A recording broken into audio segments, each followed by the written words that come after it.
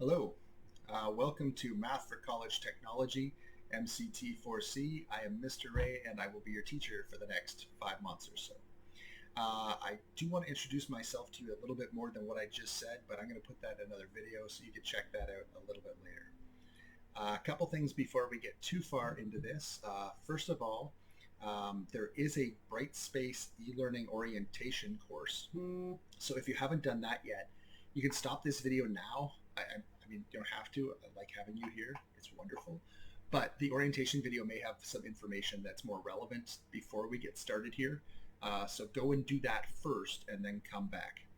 If you've already done it or you've just decided there's no way you're going to, then I guess you can continue with the video. But again, recommend that you do it if you haven't done it already. So go do that, and then the next thing I want you to do, and you're not going to do this right now, you can do this after the video, but I wanted to put it near the beginning for those who don't actually pay attention for the whole video, because we're human beings, and I know that's how it works. At the end of this video, you're going to sign up for a virtual interview time slot. And that's basically a 5 to 8 minute little window where you and I can get to know each other a little bit better. I realize there's not a lot we could do in 5 to 8 minutes, but still putting a face and a voice to a name is really helpful. It's like for me, I have a really hard time when I just see a bunch of names on a screen and I don't get to talk to them. That's where I really miss the classroom, but we work with what we got. So just to let you know, those videos, those interviews are going to be held over September 8th to 10th. That's the second, third, and fourth day of school. So if you're reading this or hearing this on the first day of school, please go there now and sign up. I don't want everyone to like kind of assume that they're just going to be in a few weeks and then not do anything and have me sit there for hours and hours with nobody to talk to and then have to try and find a time later. So please do that as soon as you're done the video. Check there should be a video explaining how that works and a link to the sign up and all that below this somewhere in the course. Anyway, we'll get to that. So this course is Mathematics for College Technology. You may or may not be aware that there's another course, Mathematics for Apprenticeships. So if the college program you're looking for has anything to do with any kind of mathematics. There are a few exceptions, but in general, any kind of mathematics, this is the course you're likely going to want to be in. If you want to go into nursing, I think you want the data management course. If you're going into music, the arts, English major, journalism, something like that, then you're probably safe with not taking this course. But pretty much anything else you are. The safest bet that I can tell you is to go to the actual website for the college program that you want to apply to and see what they tell you to take. Don't make any assumptions about what you should take based on anything anywhere. I mean, the very fact that there's an apprenticeship math and a college tech math, and the college tech is what you take for apprenticeships is mind-boggling. Some really bad course names and descriptions. But anyway, moving along, what this course is going to entail, we're going to do 6 units. The first unit is going to be on exponential functions, including logarithms. Exponentials you have a little bit of experience with. They're those things that climb really quick or die off really fast. They're very common in modeling lots of real-life phenomena, from finances to, well, just about anything. We're then going to move into polynomial functions. Again, you should be somewhat familiar with polynomial functions. Those are basically just things with the x squareds and the x's and all that stuff. Fairly common. We're going to move into polynomial equations, which is basically how to solve the kinds of equations that show up in polynomial functions algebraically. Trigonometry, so you've already done a pretty solid basis on that, dealing with triangles, sine law, cosine law, all that stuff. Nothing too much, too dramatic there. That will lead us into trig functions. Trig functions will basically be functions that we graph relationships between two variables, where one of the variables is an angle from trigonometry. And those are actually pretty common too. Things that basically increase and decrease constantly over time. So like temperatures throughout the day, or the amount of daylight you see throughout a day where it goes up and down and up and down. All those are modeled by trig functions. So something you probably haven't done before, but extremely useful. And then we'll move into some geometry, including vectors. If you're not familiar with vectors yet, don't worry about it. It's basically just math with directions. If you've ever had to answer a question like, what's 5 kilometers east plus 2 kilometers east? The answer is 7 kilometers east. That's a vector problem. We'll do some more complex ones where we do 5 kilometers east and 2 kilometers north, and that's going to be some weird angle, and it's going to be something between 5 and 7 kilometers. You may have guessed already that if you do that, you're going to be using some trigonometry, which is why we do trig first. And then we'll get into some shapes and all that stuff too. But basically, plan on spending about 2 to 3 weeks per unit. That should finish us off pretty quick. And yeah, we should have some free time at the end of the course where we can go over some stuff or make up for anything that you may have missed or not done so well on. So we'll worry about that then. Okay, I'm really quickly going to just show you the website, I think, and let you know what it looks like and what to expect from it. Give me 1 second here. Okay, so it should look something like this. Now, yours may look slightly different than mine, just because I've got the teacher version, you've got the student view. I'm going to switch to student view, and I'm going to answer the phone first. All right, on the good side, I can pause video recording while I'm recording so that you don't have to listen to me talk to my dentist for 3 minutes on the phone. On the bad side, this is not going to be the first video that gets messed up by a phone call or a dog barking or someone yelling or something else stupid happening. All those are quite possible options. Anyway, as I was mentioning, my version of the website may look slightly different than yours, but the features are all the same. So I'm just going to walk you through some of the big stuff. This probably was covered in your orientation video, but things I want to make sure you're aware of so that we can use them. First of all, up in the corner here, or not the corner, the top middle, we have an email thing. So if you want to send email or check emails, it should have a little red dot or something when you have an email. These are some old ones, but yeah, anyway, you can see that there. So you can check email up there. There may be message alerts and notifications and stuff. Honestly, I'm not sure what all would be there. For selecting a course, hopefully you don't have too many, and I think you'd probably better just to pick them off of your homepage down here. At least I hope that yours looks like this. Just before I click on ours, I'm going to point out that there are some options up here. Most of them are not going to come into play until I tell you about them, but I want you to be aware that you can drop them down a little bit to see a few of the ones that may be missing. The one you may need right here is the tech at home, and that's in case you have any tech problems that you can't access the course, you can't see the course, whatever. Anything that I can't help you with. I can help you with pretty much anything course related, but technology related is way outside my view. Anyway, the tech at home is there. These over here, things like news and quick eval, don't worry too much about them. Basically, what I want you to do is find our course, MCT4CE, and we'll click on that, and it should take us here. The one thing I do want you to notice is that right when you get to this page, and you can also get here by clicking on course home if you're anywhere else, is that you get some posts down here. And this is where I'm going to give updated information or changes or anything like that happens, just so that everyone can see it.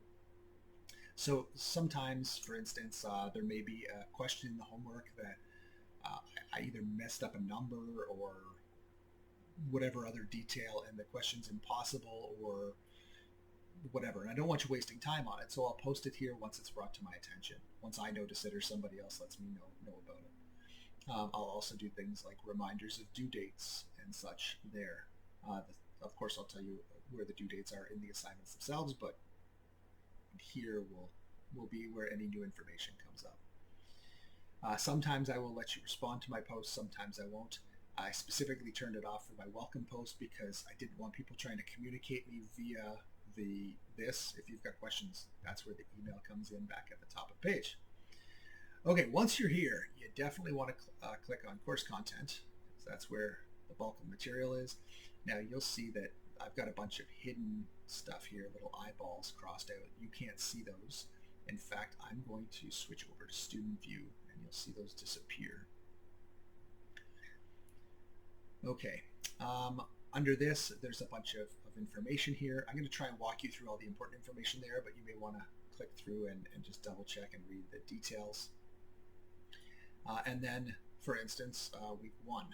I'm going to do this really quickly just so that you know what to expect from kind of a week of material. Again, most of the lessons are broken down, or the units are broken down into 2 or 3 weeks. The last one looks like it's 4 weeks, but the last week's really just a chance for an evaluation. You don't have to work necessarily within the week. You can work a little bit ahead if it's posted. I'm kind of scrambling to get material up because it's extremely time consuming to convert my notes, the stuff that I use, into stuff that the computer can accept. It's like, I want to change literally on this, changing the date, September 13 to 17. By the way, that's not the first week of school, but I'll explain that when we get to the first day. Just changing the date required like 20 mouse clicks to go through and like click on this and then go over and edit, and it's a pain in the butt. So it's very time consuming to make little changes. So because of that, I may not have stuff posted up way in advance. Basically, when you're going through stuff, if you see this stuff here, like the unit learning goals and lesson lists and stuff like that, it's all pretty generic information. I do apologize for this blue is really hard to read on. This is the default Ministry of Education color for math. I will give you a little tip though. If you're finding this hard on your eyes, just highlight it. At least then it turns white and it's a little bit easier to read. Just random pointer there. Okay, then we're going to get into each of the lessons. Now, you kind of see each lesson is broken down into 3 parts. There may be more if there's like a video or something to watch, but for the most part, there's 3 pieces per lesson. There's the first part, which is just kind of a generic overview of what the lesson's going to be about, usually in some way, shape, or form. And again, this is pretty generic stuff. Honestly, you can pretty much like look at it, skip over it pretty quick. Then you get to the content, which is the actual meat and potatoes of the lesson. So basically, just start reading. Please do not skim the lessons. You tend to miss a lot of the details that are needed. And I've had students say, well, I didn't know I missed an assignment. I'm like, it was pretty obvious. It was stated there. You just didn't read it. Anyway, so it will usually give you a little bit of background into stuff. I do apologize. I'm trying to go through and edit it. There's some outdated technology or some outdated terms in general, I guess I should say. And I'm trying to catch them all, but some of them I'm not. The assignment Dropbox, now it's just called the assignment boxes, things like that. There may be references to things like, I will point this out here, Microsoft Word 2010. I don't know if anyone's actually using that anymore, so that's going to be updated to just be Microsoft Word, and I'll replace these videos. This also, a lot of this stuff in here predates Google Docs, so I'm going to have to add that stuff in. And then there'll be a few things like it talks about software. The Graft software program, that's not what we're using. That's old software. We'll be using a new program called Desmos, but I have to make these changes sometime before we actually get to this lesson. Anyway, there may be things about graphing calculators. We're not going to use those. Things like that. Anyway, so you're going to go through the content, follow the steps, the instructions, and do what it says. And when you're done the lesson, I know it seems long, but keep in mind you're going to be doing about 1 lesson a day. So, I mean, it does seem a little bit long, but it doesn't take you actually that long to complete these. I think a lot of people are going to find that they can get away with like 5 or 6 hours a week of work, depending on how fast you work and how focused you are and how your background skills are. But you may spend a little bit more than that. Keep in mind that a regular course, if you were in class, would be a little over 6 hours a week plus homework. And this one, I think you can do it in about an hour and maybe an hour and a half a day with the homework. But again, it depends on the individual. When you're done the content, Then you can go to the assignment part and it'll tell you what to do, where to put it, how to submit it, and all that stuff. I am going to point out here that I've asked that any files you submit have a very specific file name format if they're, like say for instance, a Word document. So they're always going to start with, for instance, this 1.1A1 is just saying Unit 1, Lesson 1, Assignment 1. And then your last name, comma, your first name. And the reason for this is, and I'll be honest, I haven't done this course, or sorry, I haven't done the new Brightspace features for a while.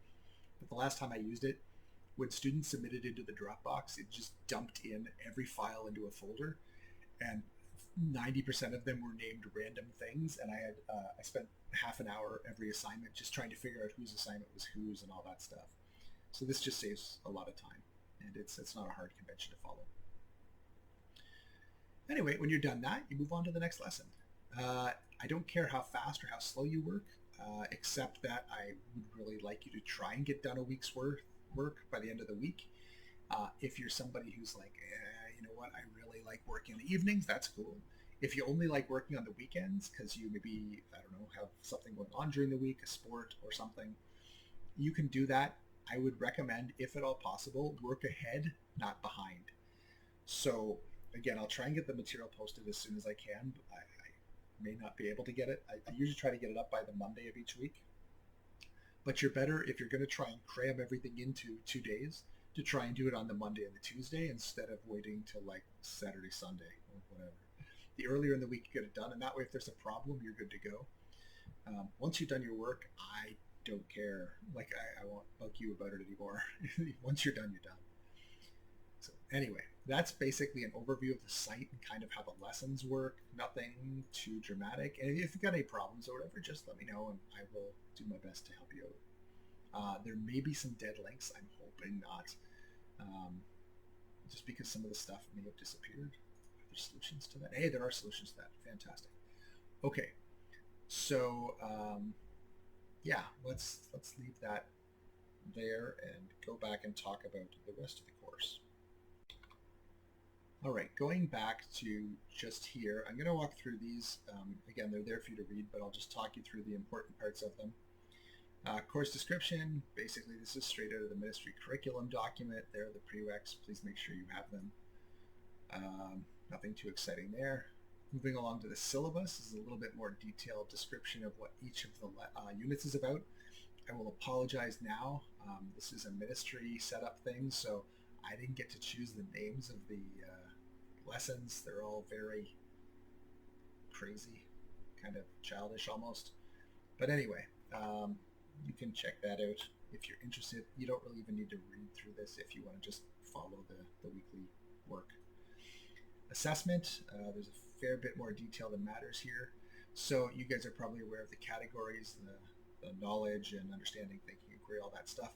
I will point out that while I do use that concept in my grading, I do not break it down that way. And a big reason for that is it's super time consuming and it's very hard to do in most of the math questions that we do. So for instance, when I ask you to use a polynomial equation to solve a problem about, I don't know, how much concrete you're going to need to do something, well, you're going to need knowledge and understanding to actually solve the math. You're going to need thinking inquiry about how you're going to use that math. You're going to have to, well, it is an application, so you're going to be using an application skill, and you probably have to put some sort of communication into it, like a therefore statement. Also in mathematics, and most people don't think of it this way, communication mathematics also includes your basically your mathematical form, how you write out mathematical statements, whether using proper notation and so on.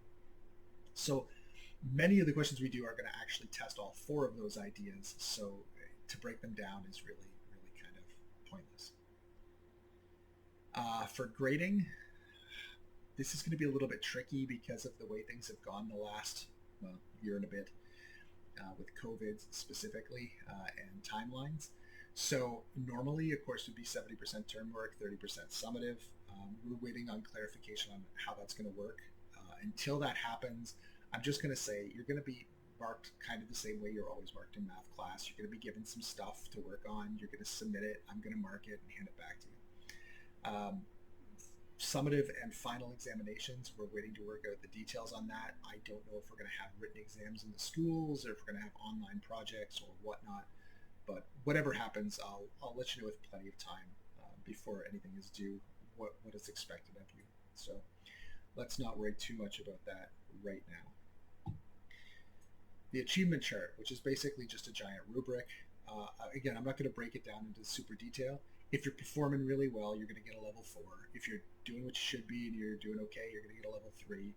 If you're struggling a little bit, you're going to get a level 2. If what you're doing is acceptable, you're going to get a level 1.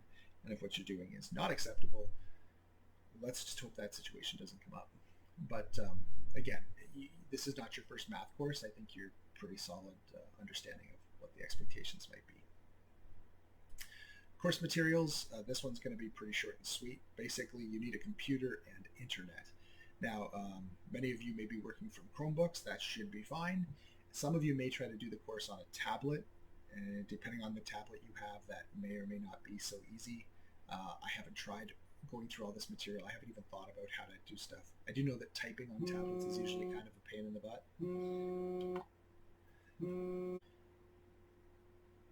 Okay, you may have just seen a glitch there. I'm not sure. I paused the recording for a moment. I think I mentioned this before, but I've completely lost my train of thought since I just simultaneously answered the phone, answered the door, picked up a package, and let my dogs out. Anyway, I believe we left off taking a look at computer and Chromebooks and all that stuff, tablets, internet connection, pretty obvious, you're going to need that. For word processors, if you've got access to Microsoft Office, that is the program I find works the nicest, but you can use Google Docs just fine, and the important part is that you can type in equations, and I will show you how to do that in both of those formats. If you've got a different word processor that you like to use, whether it's on a Mac or just some other package, there's a few of them out there, that's fine, but I may not be able to support the equation editor options in those just because I'm not familiar with them. Finally, the one thing that is kind of important, and most of you will have built into your phones at this point in time, is you need some kind of scanner or camera that can take good photos of your work.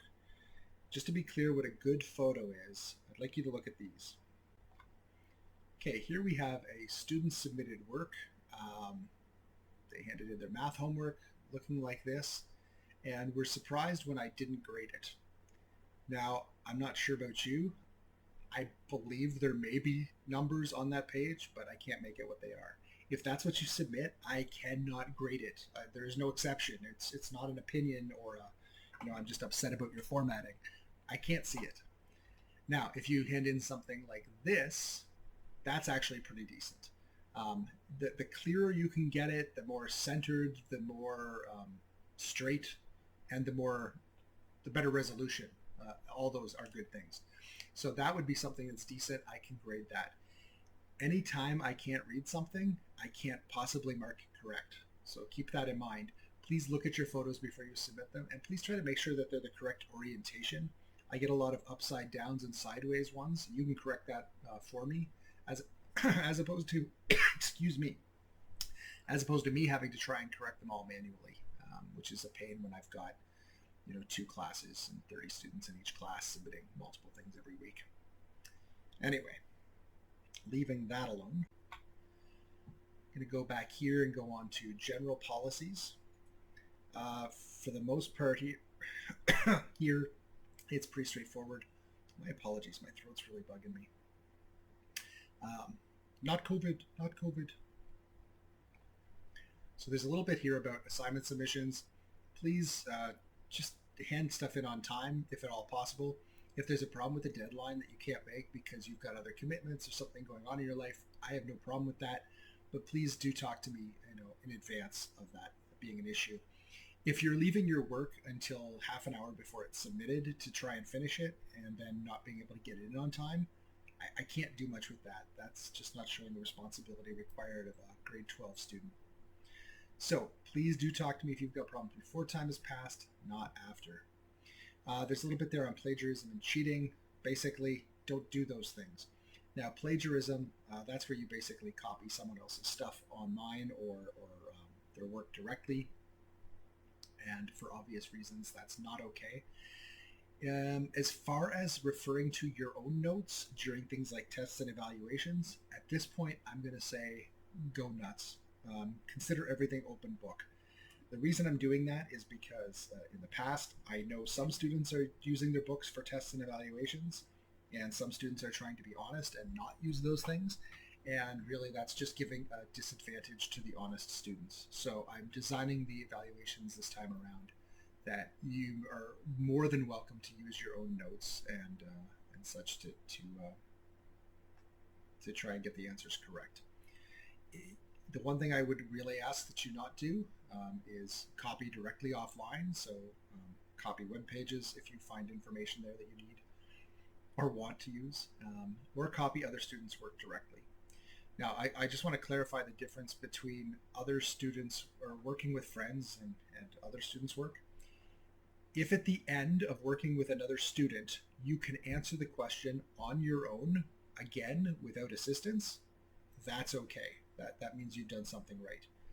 If after working with another student, you have the correct answer on your paper, but you cannot recreate that on your own, that means that you're not doing it the right way. You're not actually learning from the experience. You're literally just copying. And that is not acceptable. While it is difficult for me to catch in this kind of forum, I have caught several students doing it in the past. Please do not. Please do not. It just makes it easier. And I don't have to go through all the administrative channels of reporting you for plagiarism or cheating. It's just a pain. Grading policies. Again, your high school students, you know what's going on. Below that is a note to the parents. You don't have to read that because you're not a parent, unless you'd like to. Basically, I think the only thing on here it says is that we suggest an hour to 2 daily on the course, which I believe I've already mentioned. Yeah. And finally, some tips for success. I should say almost finally.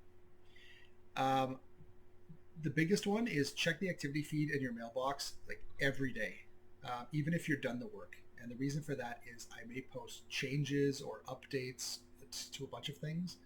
So for instance, I have had students who spent hours trying to do an assignment, a couple assignment questions that they could not get. And I'd already posted long before that there were some errors in the assignment and what the correct questions should have been. It happens from time to time. I'll also post there if there's a dead link that has been found and corrected, things like that. So if you find something, let me know about it, and I will try to keep the rest of the class updated through there. Second thing I'll mention is read the instructions for assignments, especially when you're reading through an assignment. Make sure that you actually do all the things in the checklist. It's surprising how many times a student will skip us a couple steps because they just kind of skimmed it and assumed they knew what I wanted. It's all laid out very straightforwardly. Make sure you follow those instructions. I mentioned before, work ahead, not behind. So if you want to cram your work into a couple days, try and cram it at the beginning of the week, not the end. If you run out of time, it's kind of hard to make it up once the week is gone. If it happens at the beginning, if you finish the work Monday night and you're done for the week and you don't log in again until the following Monday, I'm cool with that, actually. As long as you have no problems, no anything, you're good to go. Ask for help when you're stuck is a big one. Don't complain that you didn't get any assistance if you didn't ask for any. I'm not a mind reader. I can't do a lot to help students who don't tell me that they're having difficulties. And I think I mentioned this before. If you're having technical difficulties, check that tech at home. And again, that's up here. Do right there, because I am not able to deal with tech issues. If you email me, I'll mention this now. If you email me, I will try to get back to you as quickly as possible. Keep in mind that quickly as possible may not be until the next day, especially if you email me after about 3 o'clock, depending on the day. So for instance, tomorrow I've got an appointment at 3 o'clock, a dentist appointment, and then after dinner I have other engagement plans that I can't get out of. So my work day is basically the school day. I will do my best to answer everything then. Once things get going and I do have my actual online class to do, I won't be obviously answering your emails during my online class since I'm teaching it. But I will try to get back to you as soon as I can. Usually that if it's in the morning, it'll often be within, 15 minutes, half an hour, if that. Sometimes I'm making a video like this one and I'm a little preoccupied, but for the most part, I'll get back to you pretty quickly. And the final thing is, if you find something that does not work, and this isn't really a tip for success, this is just reality. If you find something that doesn't work, because you will, guaranteed, something's going to have a dead link or broken, or something's typed funny, or the text got erased somehow. If you find something that looks wrong, just email me about it. I will do my best to fix it as quickly as I can and let everyone else know about it. Not that this is going to be a big issue or a big thing that we use regularly because it's math class. This is more used in, I think, English and humanities, history, whatever, is a class discussion lounge. And you can go here and talk to your classmates about stuff as a whole. If it's something to do with an evaluation, please don't go post it here. Don't say, how did you do question 3 on the test? That's not okay. If you want to ask questions about the homework, that's fine. But you could also ask me directly. I don't mind answering those. I give you hints. But one thing, and this is part of the first week stuff, a bunch of the material or a bunch of the things I'm giving you to do are things that I just want to make sure you know how to do it and kind of prove it. So to prove that you can use the discussion groups, I'd like you to go to the discussion group after this and just tell us a little bit about yourself. I think you may have to click on new thread, or if there's a thread there, you can hop onto it. But just tell us what school you're from, what your plans are after high school, where you want to go or what you want to do for a living, any kind of interests you have, hobbies, family, friends, whatever, and interesting facts about yourself. So just about anything there. Don't share anything that you don't want the rest of the class reading, because everyone does have access to it. If there's something you want to tell me privately, then just email me, and that's cool. We'll touch base when we have our individual interviews sometime in the next few days. Anyway, I'm going to stop there because this video is already way longer than I wanted it to be. I think at this point what I want you to do is go to the virtual interview link thing and deal with that. So sign up for your virtual interview as soon as possible. Anyway, I will see you in a future lesson.